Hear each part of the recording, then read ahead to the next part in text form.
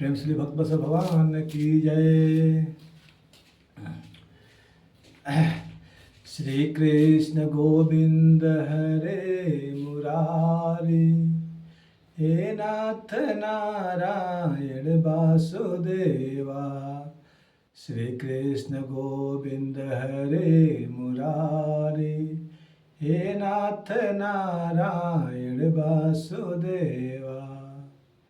हे नाथ नारायण वासुदेवा, हे नाथ नारायण वासुदेवा। श्री कृष्ण गोविंद हरे मुरारी, हे नाथ नारायण वासुदेवा। श्री कृष्ण गोविंद हरे मुरारी, हे नाथ नारायण वासुदेवा। प्रेम से कृष्ण कन्हैया लाल की जय। जमुना महारानी की जय। सुखदेव महाप्रभु की जय। देखिए,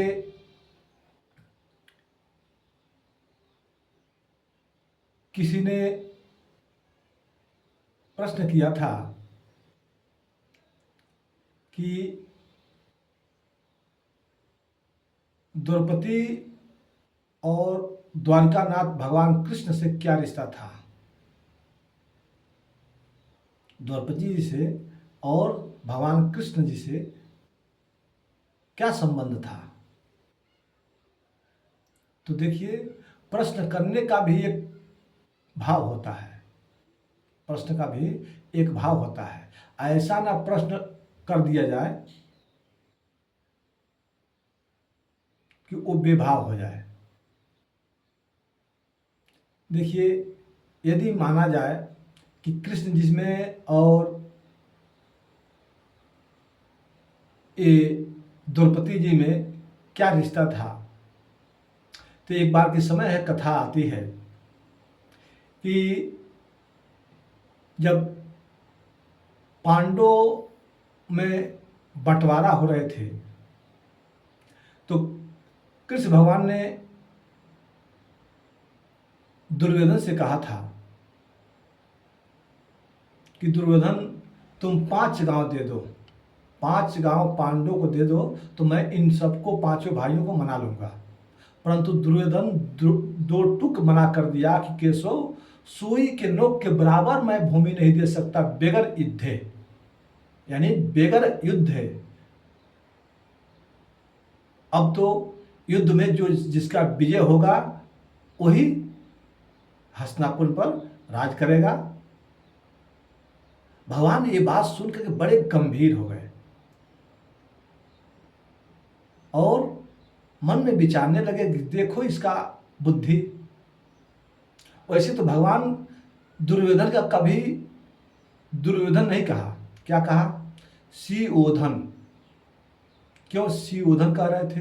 क्योंकि मूर्ख लोग अपने प्रशंसा से बड़े खुश होते थे। जो मूर्ख व्यक्ति होते हैं ना, वो अपने प्रशंसा से, मूर्ख का प्रशंसा यदि उनके मुख पर आप करें तो आपको अपना जान भी दे देंगे। तो भगवान हमेशा दुर्योधन का दुर्योधन नहीं कहकर पुकारते थे। जब भी पुकारते थे तो सीओधन कहते थे। क्यों? कि सीओधन का अर्थ ये होता है कि सीओधन का मतलब होता है बुद्धिशाली व्यक्ति, बुद्धिमान व्यक्ति। और दुर्योधन का मतलब ये होता है मंद बुद्धि वाला। जिसका मंद बुद्धि होता है वो दुर्योधन का लक्ष्य अपने जीवन में धारण करता है। तो इसलिए भगवान उसको और उत्साहित करते थे सीओधन कह करके। भगवान कह रहे हैं कि देखो दुर्योधन, मैंने तो तुम्हें दुर्योधन कहा ही नहीं कभी। जब भी कहते थे तो तुम्हें सुयोधन कहते थे और तुम बड़े बुद्धिमान हो, बड़े समझदार हो। परंतु तुमने युद्ध कभी देखा अपने आंखों से? दादी जी के गोद में छोटे समय में बालक रूप में सोते समय में लोरी सुना होगा कि फला राजा इससे युद्ध किया, फला राजा उससे युद्ध किया। दादी की गोद में, नानी के गोद में तुमने ये सब कहानी सुना होगा, युद्ध नहीं देखा है। यदि जो तुम कहे हो कि बगैर युद्ध के बिना एक सुई के नोक के बराबर भूमि नहीं दे सकता केशव। युद्ध का परिणाम कभी समझा है, सोचा है? जो इस हस्तिनापुर के भूमि, कुरुक्षेत्र का भूमि जो तुमने हरी भरी देख रहे हो, ये वीरों का खून से लाल हो जाएगी। क्या हो जाएगी? वीरों का खून से लाल हो जाएगी दुर्योधन। इसलिए मेरी मानो तो केवल मात्र 5 गांव दे दो, मैं इन 5 भाइयों को मना लूंगा। परंतु दुर्योधन नहीं माना। अंततो गत्वा भीष्म पितामह, गुरु द्रोणाचार्य जी, कृपाचार्य जी आदि आदि लोग जो नेत्रहीन महाराज धृतराष्ट्र जी थे, सभा बैठी। उस सभा में यही निर्णय लिया गया कि पांडु के केवल भाग में, इनके हिस्सा में केवल खांडोप्रस्थ इन्होंने दिया। खांडोप्रस्थ का नाम सुनकर भीम जी थोड़ा सा